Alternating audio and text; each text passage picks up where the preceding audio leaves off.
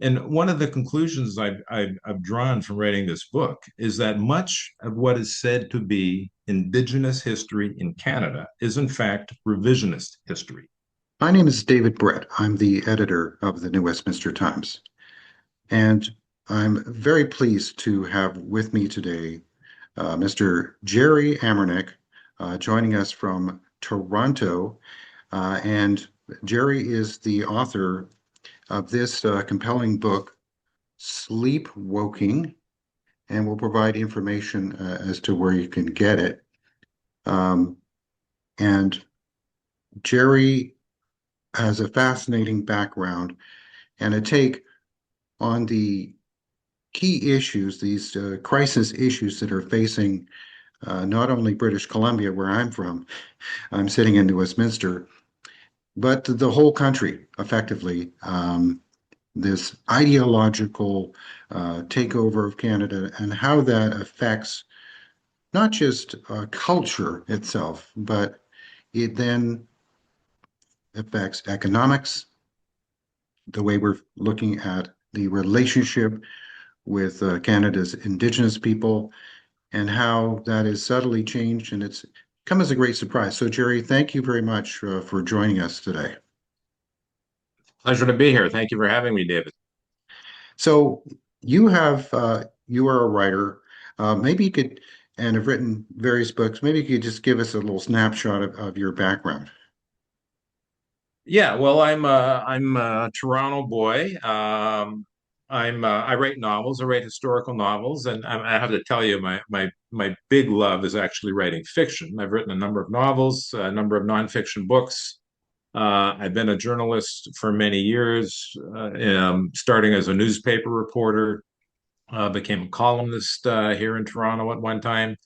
I've written for many magazines, both in Canada and the U.S., and then a number of websites and journals. I'm still pretty active doing that.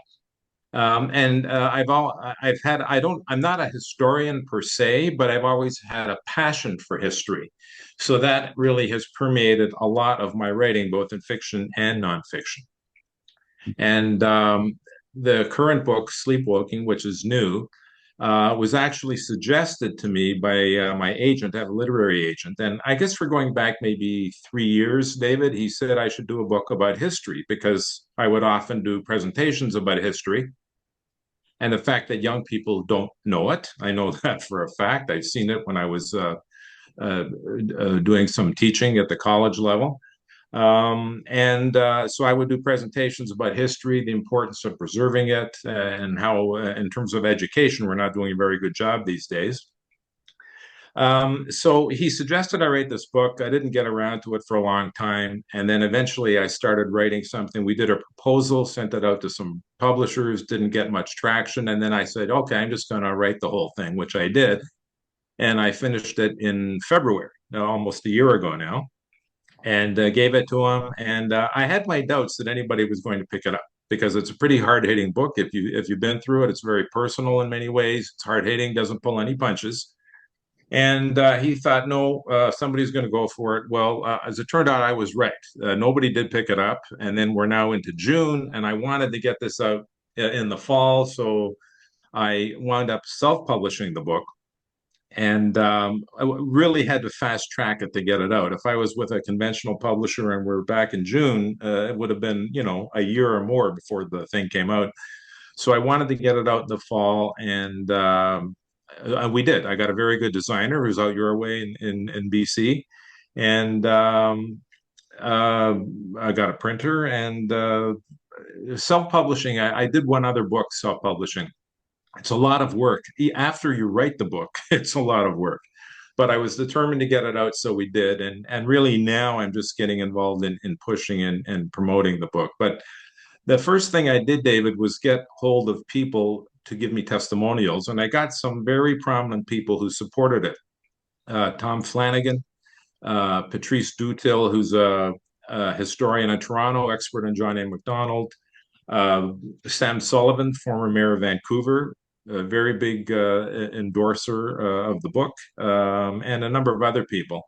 So that was the first thing I did, and frankly I've only done two or three interviews so far. So you're one of the first, and I'm determined to do some more writing about the subject too. The National Post did two excerpts of the book um, in November, one of them being on Judge Matthew Begbie, and the other one on Edward Cornwallis, founder of Halifax, and these were full page excerpts in the National Post, so they were on board. And so I guess that's sort of a rambling answer to your question. But like I say, history Okay. is my passion, and this book is largely about history. So speaking of history and the sense that the teaching of history seems to be have become history. History has become history in the sense that it's not well taught. Um, can you tell people you did a video that kind of went Yeah. viral on YouTube about 10 years ago that really brought home in a powerful way why it's so important uh, for history to be taught and people not to sort of confine their learning to the last 10 years. Yeah.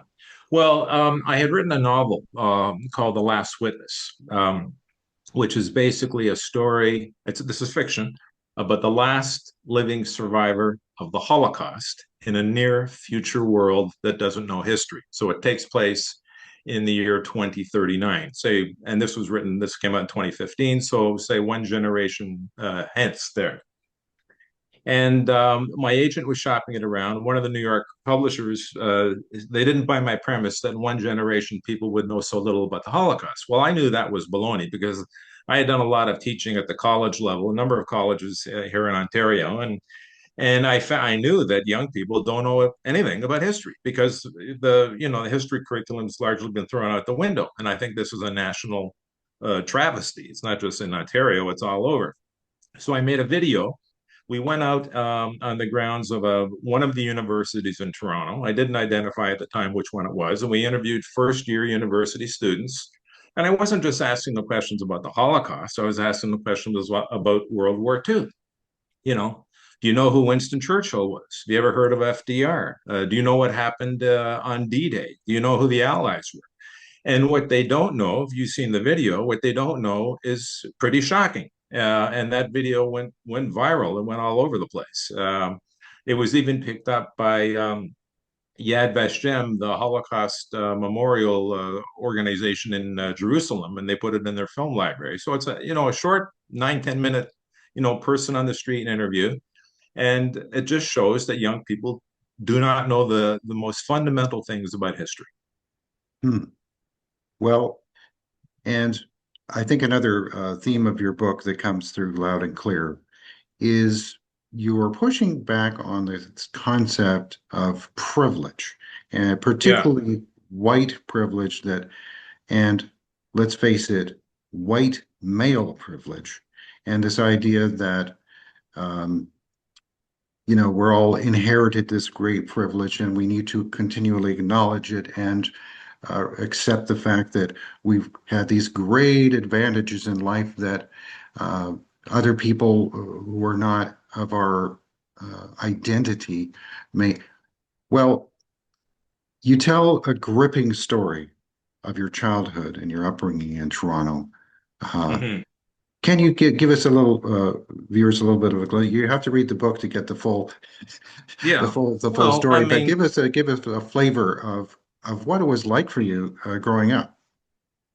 I'm not saying we were impoverished, but yeah, it just so happens my parents were not too good with money. So it was always a tense household in that sense. Like you fleeing from one bill to the other, and that's I grew up in a tense household that way. I'm not saying it's a household without love or anything like that, but it was not a life of privilege in any way, shape, or form at all.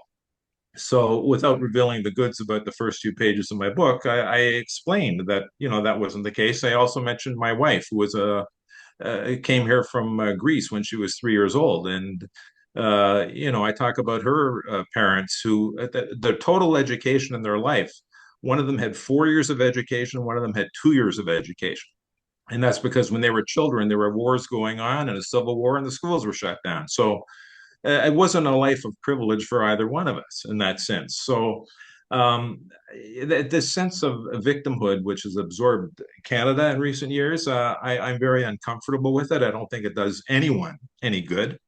And as you know, in reading the book, I get into things like, DEI programs gone to extreme, and this kind of thing. And I mean, I have a problem with that. So it's about this sense of victimhood, and it has, of course, this also gets into the Indigenous file in a big way as well.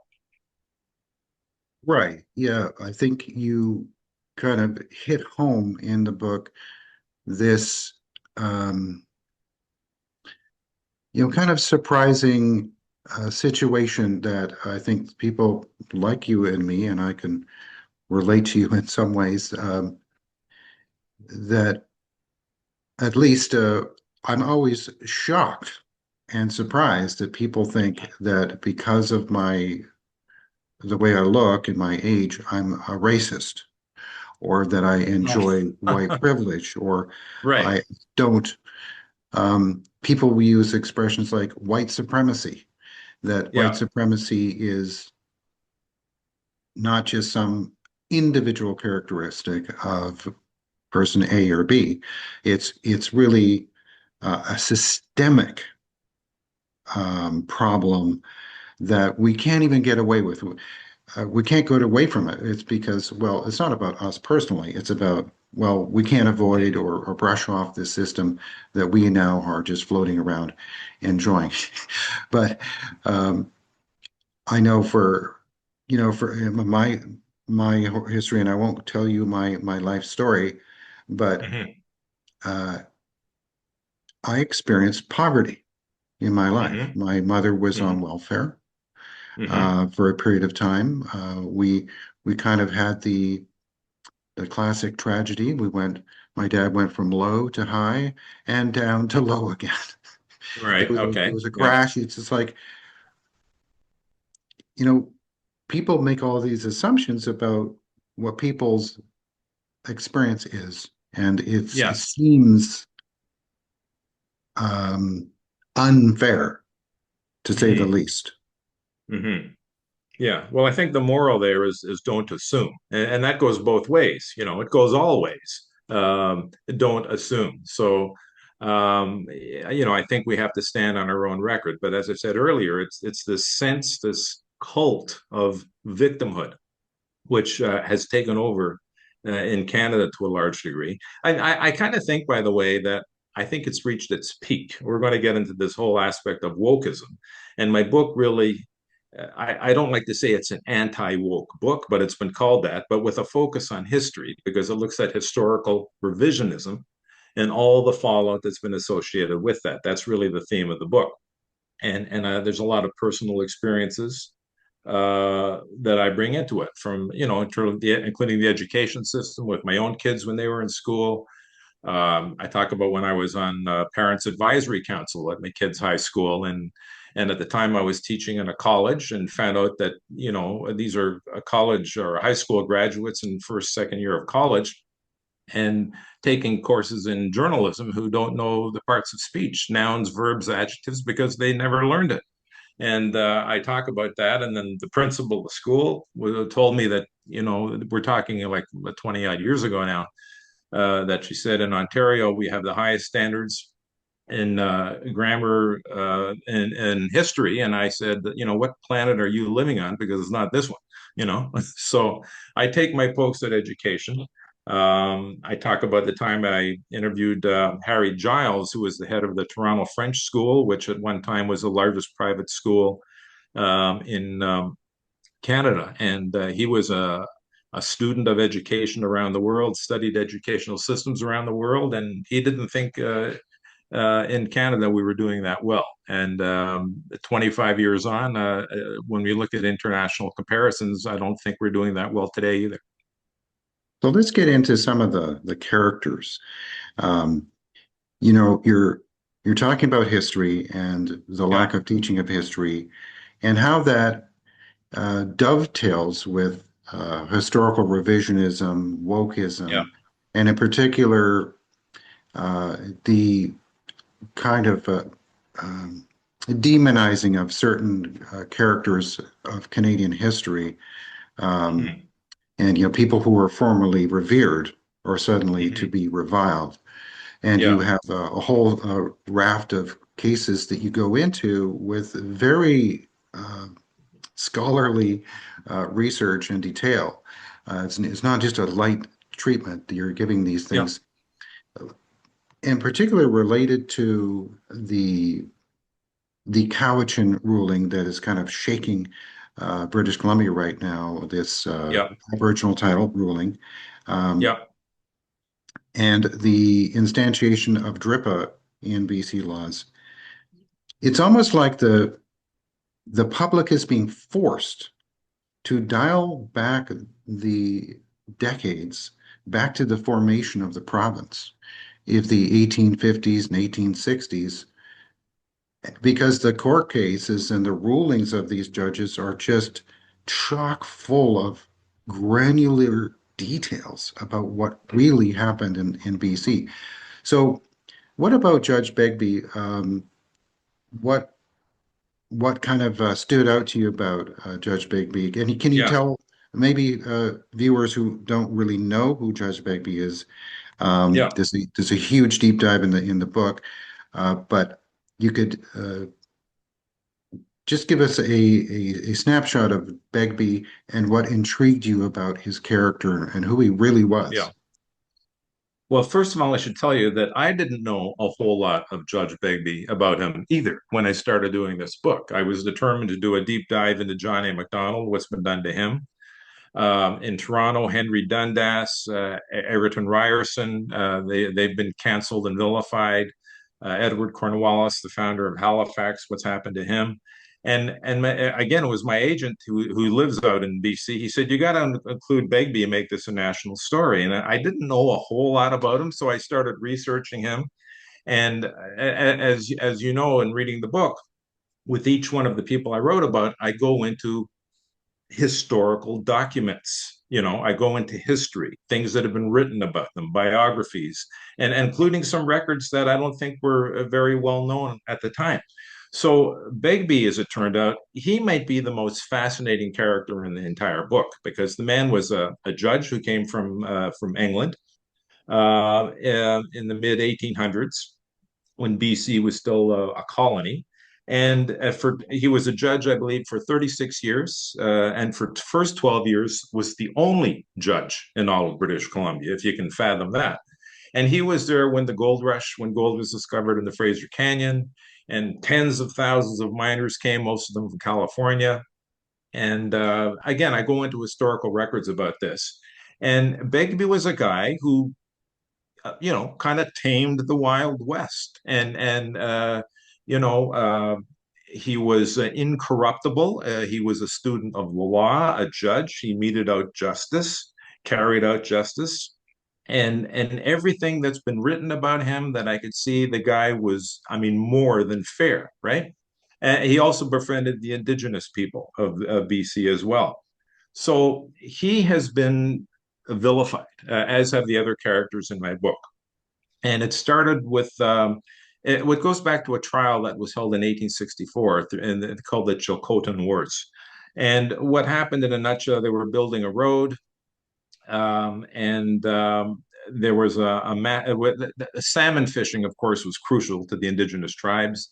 And the miners were upsetting the spawning grounds of the salmon. A road was being built, and what happened was 21 people were massacred. Road workers and some settlers, whites, were massacred.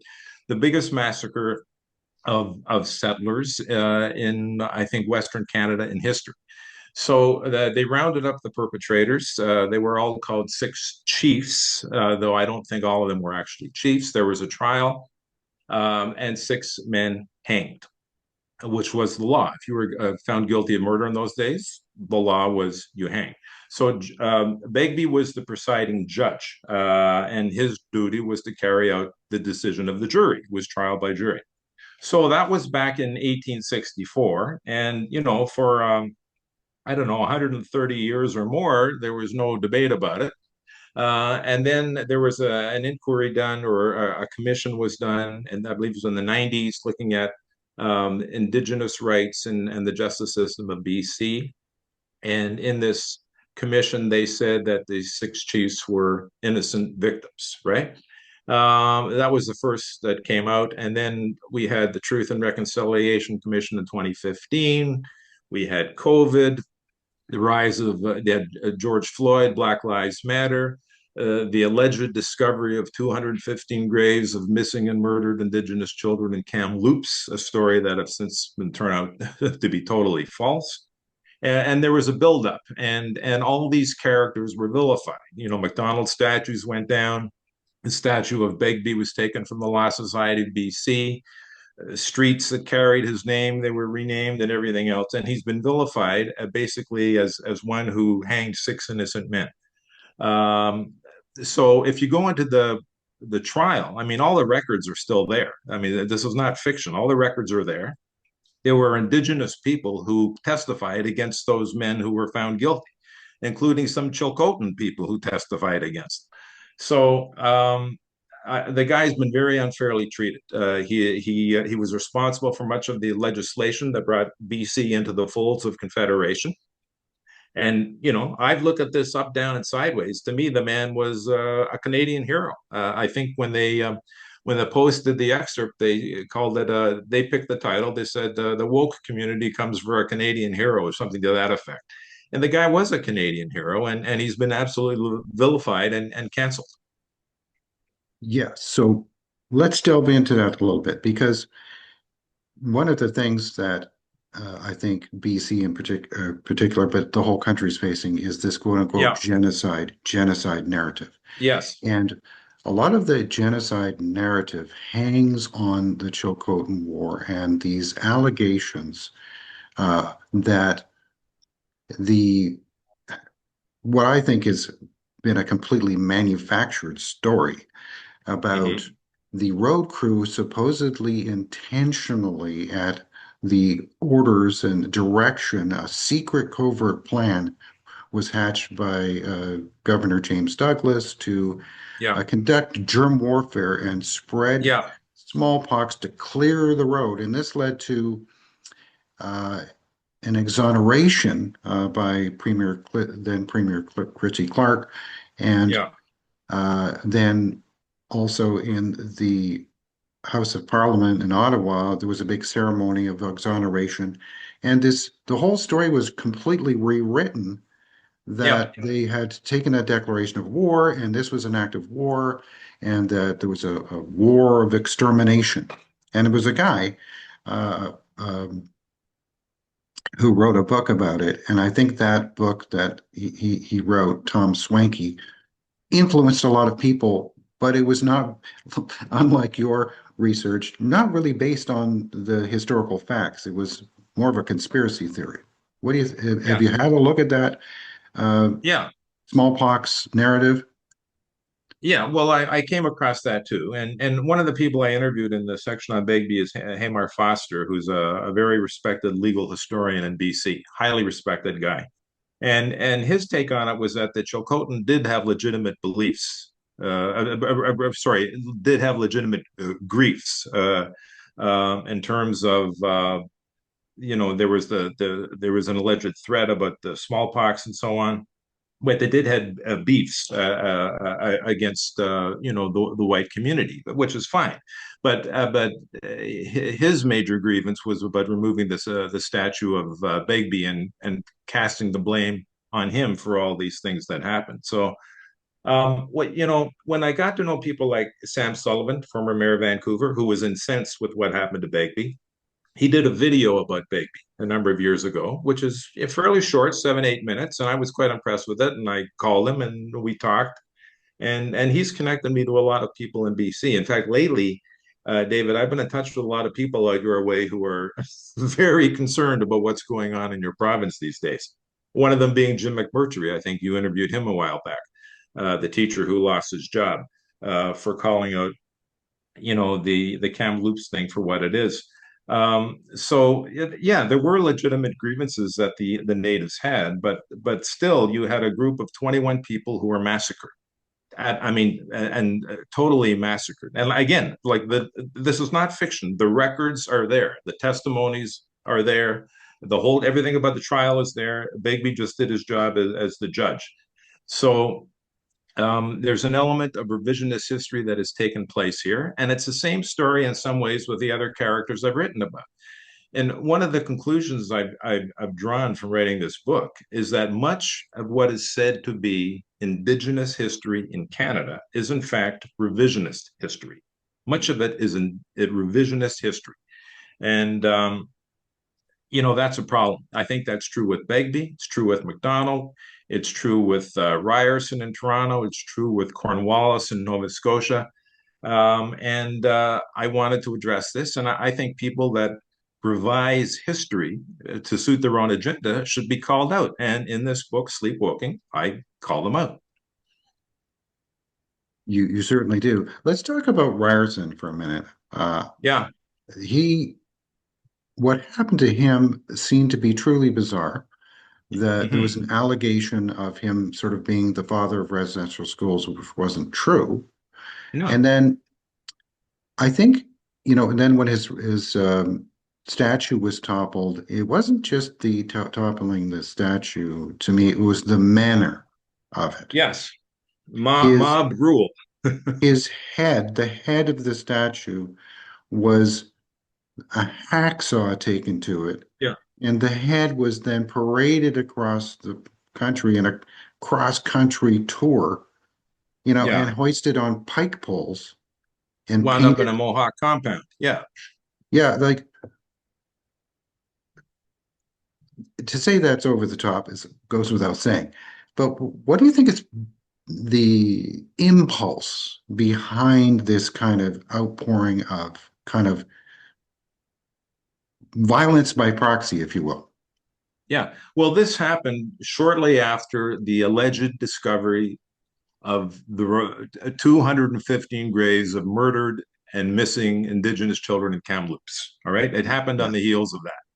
And in my book, I begin that chapter about when when the statue was taken down, decapitated, uh, red paint, everything else, and they had 215 pairs of I think moccasins around the base of the statue, blaming him for all these murders. Well, the guy did not create residential schools.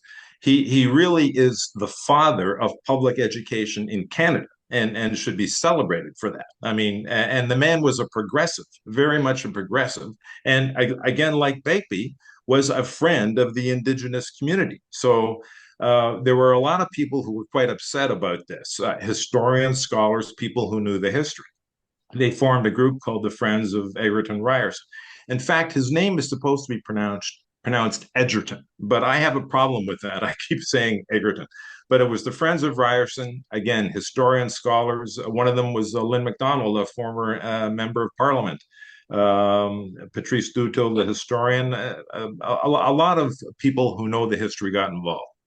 And they formed that group at a time when they didn't think, well, they didn't want the university to change the name, but frankly, they're probably too late to the party because the rot was already in. And there was a report done at the university at Ryerson called the Standing Strong Task Force, and it was full of misinformation. Misinformation. I will say lies about history. I don't know any other way to say it, and that carried the four, and that's what took over. And the next thing you know, the statue's down. It's not going to be replaced. They changed the name. Ryerson's name is Mud, right? And there's nothing to the story, just as there was with Begby. These are guys who are progressives, for God's sake, and they've just been canceled and vilified, and it's disgusting and scandalous what's happening. Yes, I think the birthday of Sir John A. Macdonald was just came and went, and there was seemed to be a Yes. lot of things posted on social media in celebration of him.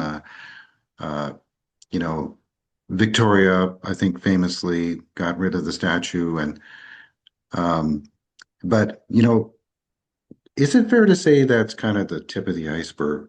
Um, just a few blocks from where I'm sitting, there's a bridge called the Patello Bridge after former Premier Duff Patello. Mhm. And well, it was renamed because to an indigenous name that means Riverview. But we're moving from monument removals to street names, schools. What is the point of all of these renamings? And it's the name of your book is Sleepwoking. What is the Yeah. mindset that is driving people to spend all this time seeking to quote unquote decolonize uh, place names, buildings, schools, institutions, individuals, revered people of history? Why are people bothering to do that? Well, let me mention to you that back in, I think it was in 1997, I was in Jerusalem attending a conference about the Dead Sea Scrolls. Mhm. And I had a taxi driver. And when he found out I was from Canada, he was speaking to me in his broken English and he wanted me to compare Canada to Israel. And I said, well, I said, Israel is a small country with a very big history. Canada is a big country with a small history. And the point is though that even though in that sense we have a small history, we've been destroying what history we have. My feeling about Canada is I'd be hard pressed to think of a country that has less to apologize for anywhere than Canada. Which is not to say we're without warts and blemishes. Of course we are. But I think telling our history, and we don't tell our history in the schools, okay?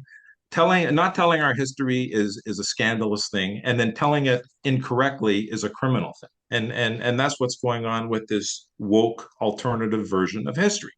And it's not history, it's revisionist history, and it comes with an agenda. And that agenda is to, from my view, undermine the country and everything that it stands for. And that's what this woke version of history is. And I, I'm being told now that it's reached its peak, that people are coming to understand. The problem is the public gets caught in the middle, right? If the public is told that all Indigenous children were taken from their parents and forced to attend residential schools, and many of them went missing and were murdered. If we're told this time and time and time again, people tend to believe it, right? But then, the truth starts coming out. So, I mean, there is an industry at work here, which is the grievance industry, the victimhood industry, and it doesn't do the country any good. And it does the country even less good when it's based on historical error. And that's what this woke version of history is. It's all based on misinformation. In my book, Sleepwalking, I get into documents, historical records. Another example, I mentioned Cornwallis, who was the founder of Halifax. He was accused by an Indigenous elder of a genocide against the Micmac back in the mid 1700s in Nova Scotia with the wars that were going on there, and that he called for the scalping of Micmac men, women, and children. Well, he did call for the scalping of Micmac warriors, which was in retribution to Micmac raids on settlements. And I came across an account from a survivor of the Dartmouth massacre, in which men, women, and children were murdered by Micmac warriors and scalped. But there's no mention on the other side about these attacks. That was one of 8 attacks on Dartmouth alone. And there's no mention of that there, and there's no mention of the intertribal warfare amongst Indigenous tribes themselves, which of course also is true in BC. I mentioned in my chapter on Begby some of the battles that took place between tribes, which, I mean, look, if you want to look for real genocide in Canada, you can find it in the Indigenous history of Canada. You can find it. If you want to find slavery on the north of the 49th parallel, you can find it in the Indigenous history of Canada, where they took slaves. Um, it's a fact. It's in the historical record, so I don't think we should make light of it, and I don't think we should reverse things, and that's what woke history does. Well, if you'll indulge me, you mentioned slavery. Just one small story. So my mother is from New England, from Providence, and her Yeah. side of the family in that area, people are very much into genealogies and understanding where they came from. We have Yep. this genealogy that traces the ancestry of the Howe family back to the early pilgrims. And there's Okay. some very famous people that I read about. And I came across one of the people in the genealogy, which was quite a famous person I had never heard of, named Jemima Howe. Jemima Howe, you can Google it. Hmm. Her name is also Sawtell Howe. Well, the story goes that her first husband, Mr. Sawtell, was scalped and left for dead by Indigenous allies of the French.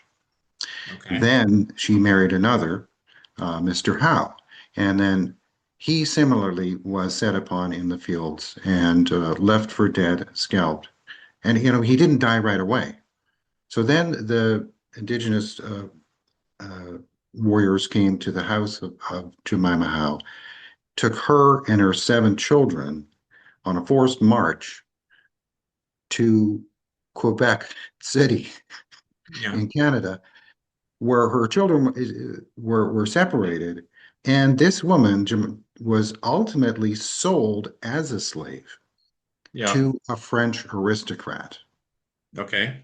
And then one of her relatives later had to redeemed her out of her slavery and finally put the family back together. But going through this genealogy and these stories that go back and it's one of this genealogy is in the Library of Congress. It was Yes. written by the president of the American Genealogical Society, no slouch, and it was incredibly well researched. But I kept seeing in the genealogy the words killed by Indians. So this part of the history of America and Eastern Canada and Eastern North America kind of just shows how recent the history in British Columbia is. Yeah. It's pretty darn recent when you think about it. Um, all of the wars and things that you're talking about in Nova Scotia and the incredible violence that the Indigenous people, they were, uh, eventually there was betrayals and there was all kinds of things happened, but it wasn't a picnic for anyone. And so in BC, like you say, when the colony was formed and the British government established law and order through Begby, Hmm. the whole point was to make it more peaceful and Yeah. No, I better, mean, like I right? say, the Begby story to me might be the most dramatic of all because this guy fits the mold of hero to a T. I mean, he really does. I don't think that's a stretch. And he's been scandalized, vilified, historically rewritten, and renounced, and his statues removed. Because of revisionist history. So it's a scandal. But there's this plague of historical revisionism that's been going on from coast to coast. It's been going on, I don't know, last 10 years or more, but I think it went into overdrive the last 10 years. Well, I think your book is very important because what we're finding out now is the historical revisionism and the kind of uh, manufacturing of certain narratives, particularly this genocide narrative, is having an impact on real life financial dealings. So, Big time. right? Like I talked Yeah. about in another video about how the Chilcotin have been awarded a 22.5% interest in a mine, as yet undeveloped mine and their interest could be worth north of $1 billion. Yeah. And the government's given them a veto over this massive mining project. And it was all based on the 6 chiefs and the wrongful hangings and the exoneration and the smallpox, Mhm. intentional genocide. So that story, although untrue and apocryphal, really, Yeah. is having a bearing on the jurisprudence that's playing out in courts, in that legislators legislators are raising their hands to vote. Let's not forget that the DRIPA Act in BC Mhm. was voted on unanimously by both sides of the House. It was bipartisan. So Yeah. how so this kind of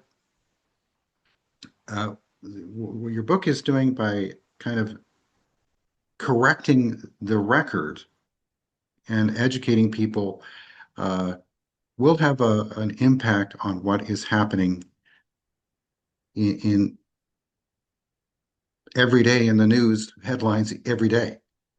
Yeah. Well, there are major financial repercussions here. Mhm. Tom Flanagan did a study for the Fraser Institute, which he looked at money spent on Indigenous peoples over the last 10 years. And I mean, the budget more than tripled. The thing that struck me the most is his study came out of a year ago, that more money was being spent on Indigenous people than we spent on national defense, which is mind-boggling to begin with. But what are we getting for that money? I mean, what is the net result of that? The plight of Indigenous people in Canada has been on the downswing. It's not getting better. In fact, it's been argued that though the history of Indigenous people in Canada and in the States are very different, and they are very different, that American Native people, by and large, are living better than Canadian Native people. So you don't just solve the problem by throwing money at it, which is a mistake that I think government often makes. Uh, but getting back to BC, when we got legislation that looks at oral history, there's no written history there. It's oral history. Oral history can change pretty easily. And we're talking about indigenous title to the land. Well, to me, indigenous title is an oxymoron in itself because there was no title to indigenous. The ownership was not part of the indigenous culture to begin with. So we've got a real problem here. I think it was Sam Sullivan, the former mayor of Vancouver, who sent me a note and said a lot of people who consider themselves progressive have a lot of sympathy for Indigenous people. But when it encroaches on the title of their home in Richmond, BC, or someplace, all of a sudden, hey, wait a minute, what's going on here, right? So that's what's going on now today, and there's a potential for that to go across the country. So the media has played a role in this, not a very impressive role. Politicians at all levels of government have not played a very special or a prominent role. I mean, they played a prominent role, but a pretty meager role. And I've seen it in my own city in Toronto when Dundas, who was an abolitionist, a Scottish parliamentarian and lawyer, and an ardent abolitionist who has been blamed for slavery, extending the slave trade, and they've taken his name off the major square in Toronto. They've changed the names of libraries. And it's absolutely insane. And there is no basis for it in historical fact at all. But this is what's been going on. And I think we have to counter this because, I mean, history is history. It's not meant to be changed. It's being changed by those who have an agenda and a political ideology and an agenda. And if there's any basis to what they say, fine. But I'm finding with all the people I've been looking at, there is no basis for any of them. Yes, incredibly important discussion to be having, and I get the feeling that there's an increasing appetite uh, for people to dig into history because people are saying, I didn't I didn't know that happened," or people say they'll learn something that they're being told and spoon-fed by the mainstream media, regrettably. It's Yeah. just being spooled out as true. Um, a while ago, we've been covering the goings on in a small town north of um, Vancouver on the coast called Powell River. So Mhm. there's a fellow named Israel Wood Powell, who was Yeah. the first minister of Indian Affairs in BC, and Yeah. so there's a plan afoot to change the name of the city itself. And this is no Mhm. small thing to do, but the there seems to be a whole institutional desire and a kind of uh, a impetus on the part of the media to support the name change on the basis of facts that aren't really accurate. Well, I mean, I mean, look, the CBC has a bent attached to it. I think that's fair to say. But I mean, this is not just something that's with the CBC. This is mainstream media. You know, all the major TV networks, major newspapers, they've all gone along with this because they haven't done their due diligence. I mentioned, Cornwallis, and when they were removing the statue of him in Halifax and changing the name of a ship and changing the street names and everything else, every report, CTV, global TV, I mean, we're talking mainstream media. Cornwallis, the man who waged a campaign of genocide against the Micmac people and had a bounty for every Micmac man, woman, and child. I read that over and over and over again. It's not true, but that's beside the point. But I mean, our House of Commons voted unanimously about a genocide against the Indigenous people. Well, this is the same House of Commons that gave a standing ovation to a Nazi a couple of years ago. So, when Zelensky was in town. So, they get it wrong, but the public is caught in the middle. The public is caught in the middle. And I think the media, by and large, has a shameful role in this whole episode of historical revisionism because they don't do their homework. Well, maybe one final question I'll ask you. This label, residential school denialism or Yeah. residential school denier, to me, the way this proposed act has been composed in the legislature, they've just taken a cookie cutter approach to Yeah. the Holocaust denial language, and they want to apply exactly the same language to saying anything about almost anything about residential schools that doesn't align with the narrative. To me, this is a case of what some people call Holocaust trivialization.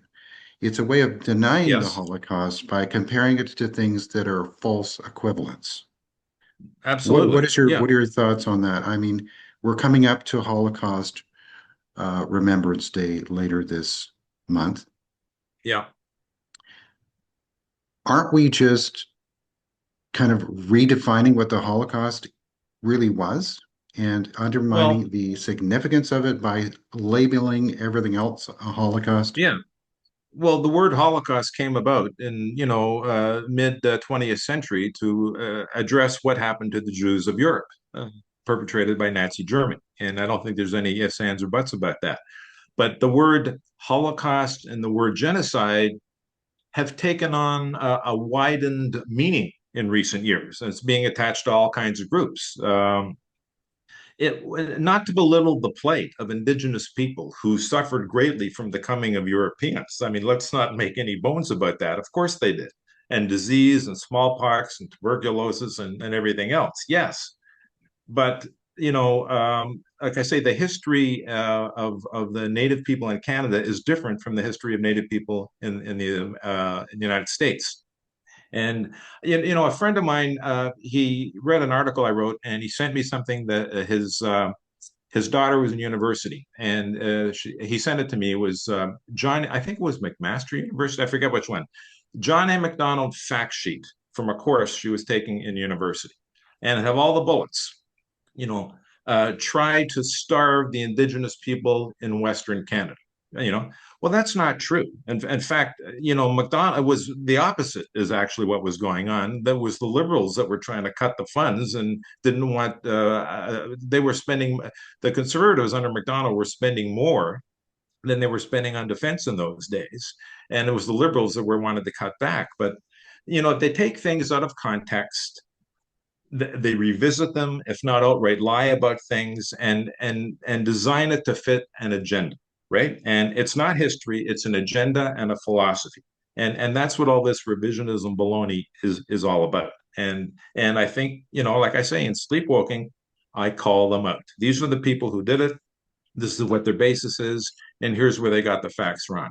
But another thing I have found about these people is, by and large, they don't want to be interviewed and they don't want to do debates. All they want to do is affect public policy. And unfortunately, they do. Right. Okay. Well, Jerry, we'll end it there, everyone. The book is called Sleepwoking. There they are, seem to be going off a cliff, possibly, but it is a compelling Kicking read. Macdonald, by the way. Yeah. Yes, and it also includes a lot of very gripping details about your personal journey, Jerry, and Yes. what you've done in your life. And this is a great book, and I thank you for taking the time to talk to me today. And hopefully we can talk further and review this very interesting time in history we're experiencing now. So thanks again, Jerry.